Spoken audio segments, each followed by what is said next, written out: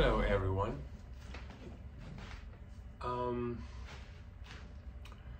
Well, today I would like to talk about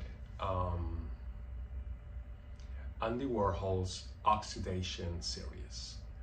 Now, these series that he made back in 1977 and 1978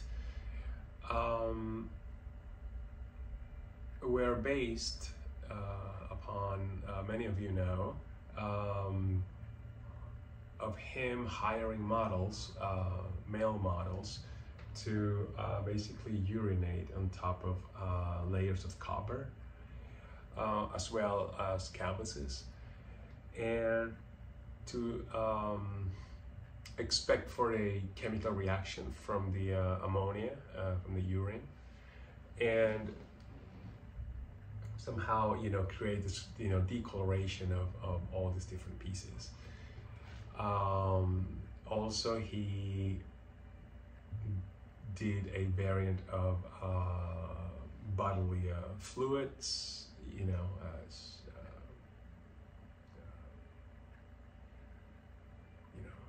ejaculation. I don't know if actual feces, I'm not really sure.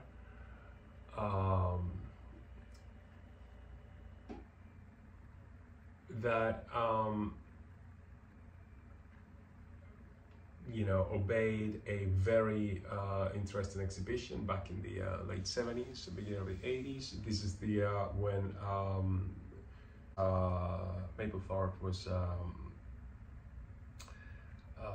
really taking over the New York City scene with his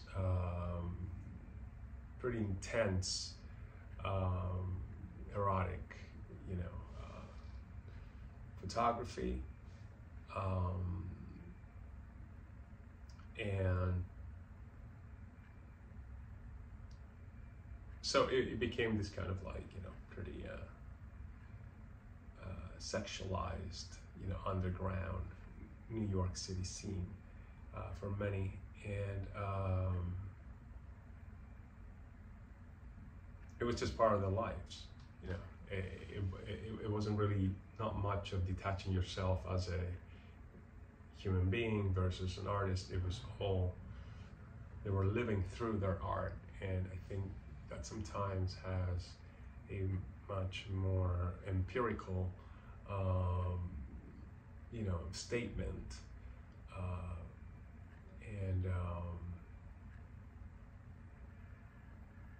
but what I can say that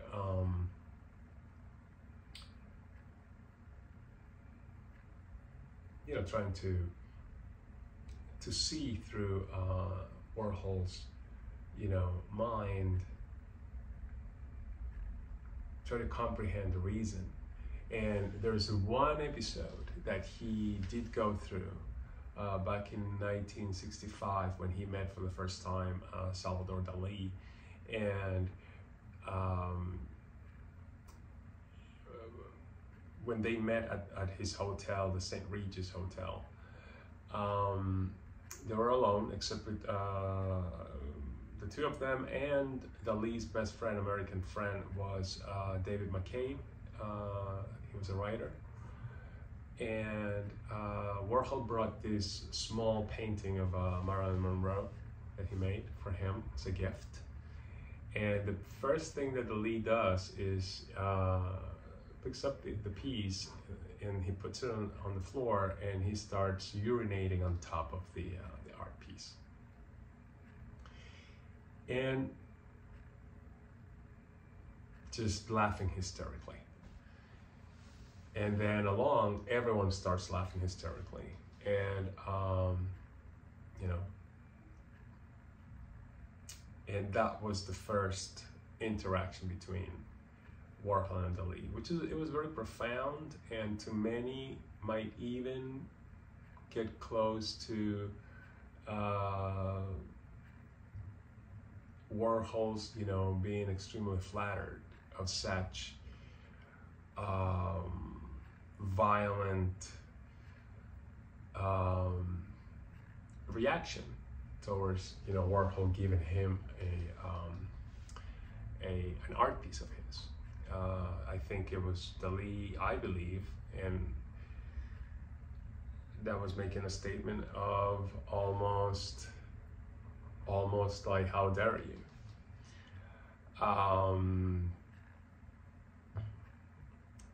And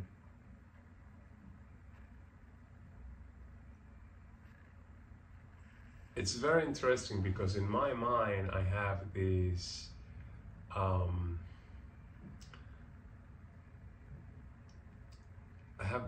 map in my head of who was holding the torch back in Europe, starting from, you know, Picasso and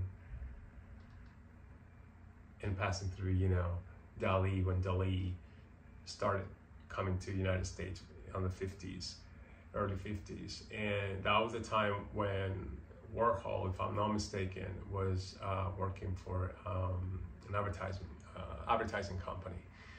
And I believe that he had a side hustle making jazz vinyl covers. And I remember one of his portraits, and it was very Picasso-esque, of how he made this. I think it was a boy, but it was very, very Picasso, late Picasso. And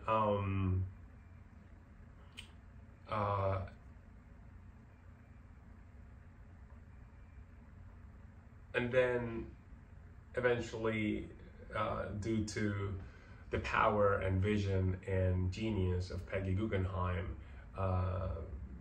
New York City became the the new Rome of the art world in terms of intellectual, the advance upon what was left in Paris. So I strongly believe that without a doubt, Warhol was the one picking up that torch, and then taking it to the next level of putting, just reflecting America with all his brilliant statements, and just passing through his own experience of how people used to laugh, especially with the same exhibition of the Campbell soup at this gallery in the city. So he went through a lot of mockery and he not taken seriously for a very, very long time.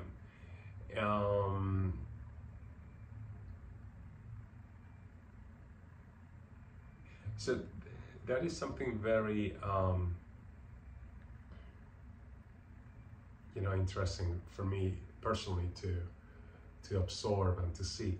But coming back to the Oxidation series,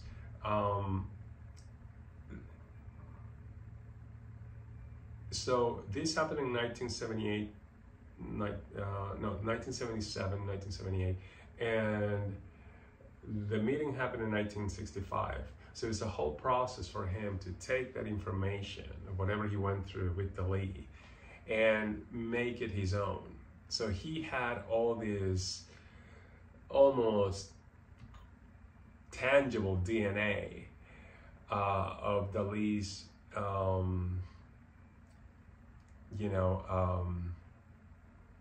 energy to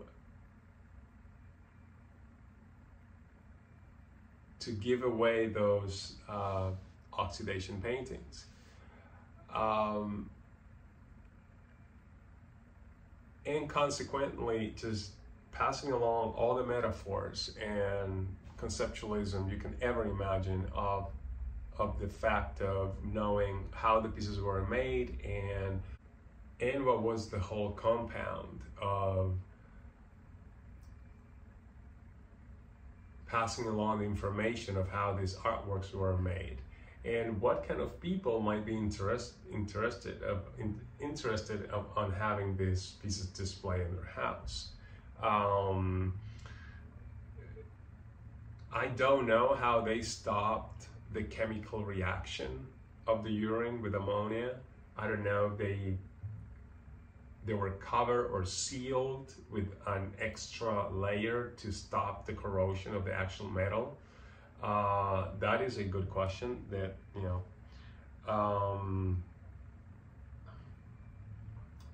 but nevertheless was a very daring approach from Warhol. But that is my theory of from where Warhol could have gotten that idea of the oxidation series.